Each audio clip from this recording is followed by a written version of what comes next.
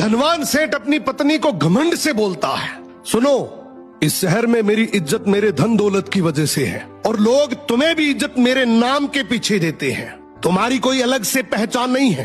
पत्नी बोली, सुनो सेठ जी, घर की लक्ष्मी अगर चाहे तो 1 सेकंड में घर की इज्जत मिट्टी में मिला सकती है और चाहे तो आसमान तक पहुंचा सकती है। आपकी इज्जत मेरे हाथों में है। सेठ हंसकर बोला, तो फिर मौका आने पर दिखा देना।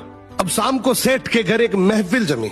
मित्र, रिश्तेदार, जान पहचान वाले लोग हंसी ठिठोली कर रहे थे। तभी अचानक सेठ का सबसे छोटा बेटा जोर जोर से रोने लगा। सेठ ऊंची आवाज से बोला, ये बच्चा क्यों रो रहा है? पत्नी बोली, आपका बेटा बार बार खिचड़ी मांग रहा है, जबकि अभी थोड़ी देर पहले इसने भर पेट खाया है।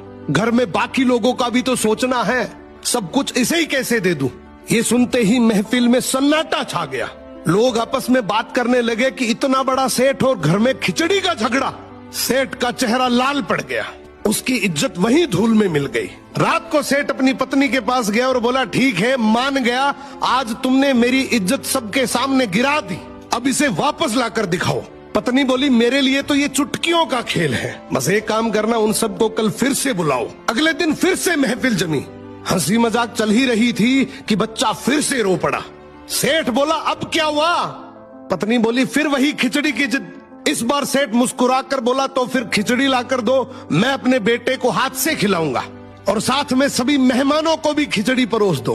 पत्नी ने तुरंत रसोइयों को आदेश दिया, बड़े ठाट बाट से हांडियां लाई गई, मेहमानों को कटोरी में खिचड़ी परोसी गई।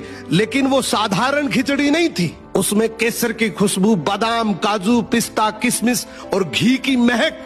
ये खिचड़ी नहीं बल्कि एक शाही व्यंजन था। सभी मेहमान एक दूसरे को देखकर सोचने लगे, इनके घर की खिचड़ी ऐसी है तो इनके भोजनों का स्तर कैसा होगा। सेठ के घर की रहीसी की चर्चा पूरे शहर में फैल गई। सेठ अपनी पत्नी के सामने हाथ जोड़कर बोला, मान गया, घर की औरत चाहे तो इज्जत बना भी सकती है और बिगाड़ भी। तो घर की इज्जत पति और पत्नी मिलकर बनाते हैं।